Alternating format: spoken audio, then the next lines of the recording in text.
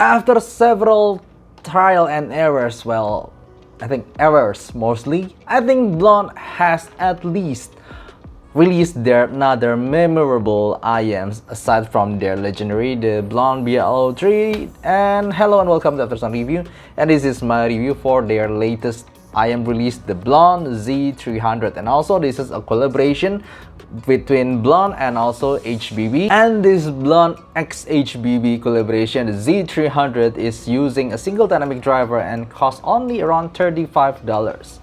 Just like usual, I will break down this review from the build, fit, frequency response, sound, and comparison. The build quality for the price is simply amazing. It's all made of metal and it just looks really beautiful. I just hope that the paint won't chip after some use. It's all made of metal and you could feel definitely there's some weight on it. It's a convincing weight. And it just looks like this. It's really nice, and the cable itself is braided with really good quality looking. Also, it's quite flexible. So overall, the build quality for $35, I think this is one of the best that I've ever seen. The fit is simply good with this IM. I really have no problem. It just fits really nicely in my ears. I could wear them for hours, and the cable itself is non-microphonics, and yeah, it's just simply good overall. Now let's talk about the tonality of this Blon Z300, which I can be categorized as somehow maybe mild U-shaped, or maybe for some of you it is simply a warm-ish IM because it has elevation around the bass area that goes deep into the sub bass, and it's fairly one of the frequency that is the most forward in this IM. And after that, the mid-range itself is a little bit subdued, so it's not a shouty mid-range. It's far from that. It's a really safe mid-range. And after that, the treble itself is fairly smooth but nicely extended. Starting from the low frequency from this IM, it packs a good punch and body to the bass, and it's definitely one of the things that you will notice the most about this IM is about the bass that can goes into sub bass deeply, and also it has a good body to it. So if you like bass, this IM has a really good big punchy fat bass, but it's not the fastest nor the tightest bass. So if you're looking for something for maybe metal music that needs a very fast speed around the kick drums area, this IM will not give you that. It just give you this big punchy but a little bit slow-ish maybe kind of bass. The mid-range area does have a little bit of cut, maybe around upper mid-range around 3K area, and that kind of cut, that kind of subdued upper mid-range make this IM really safe for a lot of music, and it's avoiding any kind of shoutiness, but in returns it does have kind of this laid back-ish vocal that doesn't really suitable if you're searching for some IMs that needs a really forward vocal that needs a lot of energy to it. This IM has somehow a laid back nature to it, but it's not overly subdued. It's just not open enough for some music. But other than that, this IM simply have a really smooth mid-range. The high frequency of this IM is a little bit impressive because it's really smooth but extended at the same time, and for me that's a fit that is hard to achieve, especially in the IM around this price point. Basically, this IM doesn't have a forward treble presence, so you will not hear a forward presence from the cymbals or some percussion up there for some metallic instrumentals, but this IM doesn't limit the overall air frequency from those kind of instruments. It's just sounds open but it's not forward. So I really like the treble presentation from this IM that is smooth, that is really smooth. It's avoiding any kind of sibilance and harshness or metallic tinge on it, but it's very extended. So basically, the tonality of this IM is really safe for hearing this IM for a lot of hours because it simply have this kind of laid back-ish nature on it, but it still have a good bassy presentation in the low frequency, but also really smooth mid-range and treble area, avoiding any kind of harshness and sibilance here and there. It's simply one of the IM that I could wear for hours without getting any fatigue. But it does have a weakness. It doesn't really suit music that needs a lot of energy around upper mid-range or treble area, especially when you're hearing music that needs when the vocalist like scream in some session. It doesn't have that kind of forwardness that you want from the singer. It doesn't have the energy that you might feel you're wanting from the singer itself.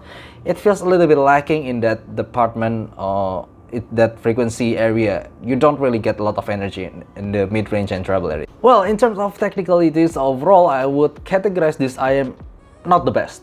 It's simply not the best, especially because there are IMs that cost around $30 to $40 price point that is focusing on that technicalities, like the SIMGOT EW200 or the Sound Hard Mirror Zero or even the KZ PR2. Those three IMs just have a definitely better overall resolution, impact, and attack. This IM, because of its laid-back-ish nature, doesn't have that kind of resolution forwardness or that note definition that you're looking for maybe in some music, because it's just simply limiting its own energy. But it's definitely still better if you're comparing them with some of my champions for around $20, like the Solno Zero, the Tangzu 1 or the SIMGOT EW100P. It's just above that, but doesn't reach the same category as the SIMGOT EW200 or the Sound Hard Mirror Zero. But it does have, in terms of soundstage, it does have kind of two-dimensional-ish presentation to it, so it's fairly nice. But it's just about the resolution that it's not simply the best at this price point. Now comparing them with the SIMGOT EW200, simply said, SIMGOT EW200 is the more forward sounding here. The sub bass is even more noticeable, so the rumble, it's not about the thickness of the bass but rather the rumble of the sub bass. I do get that more from the EW200, and also the mid-range is definitely much more forward in the EW200. But it also comes with the weakness that EW200 is simply more fatiguing after you're hearing them for around maybe some hours. Because of its forwardness and impacts, it can gives you more fatigue. While the Blon Z300 is definitely will not give you that. It just have much smoother presentation overall. Also comparing them with the Sound Hard Mirror Zero, the Sound Hard Mirror Zero has less sub-bass presentation. It is more mid-bassy but much more tighter and faster. And also the mid-range, again, the mid-range is more forward here and also much more clear for me. The pronunciation and every note's definition around the mid-range is simply much more clearly defined in the Sound Hard Mirror. But that being said, again, Sound Hard Mirror is thinner sounding. Also, it get another more fatiguing experience after you're hearing for some periods of time because of its mid-range forwardness and how that thinness that comes with the Sound Hard Mirror. While again, this Blon Z300 is more safe to hear for a longer time period. So in the end, what can I say about this Blon Z300? It's just like an elixir or a potion after you get fatigue after hearings. I am with a lot of resolution but fatiguing, like the SIMGOT EW200 and also the Sound Hard Mirror. This IM gives you an opposite direction of sound.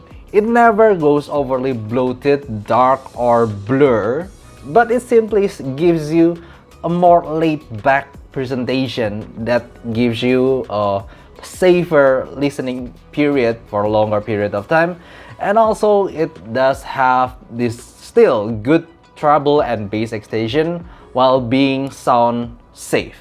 So do I recommend it? Yes, as a complimentary for those who like IM with good resolution but want something that is more laid back but still sounds complete in overall frequency. Thank you for watching, and that's all I can say about this IM. See you next time. Bye bye.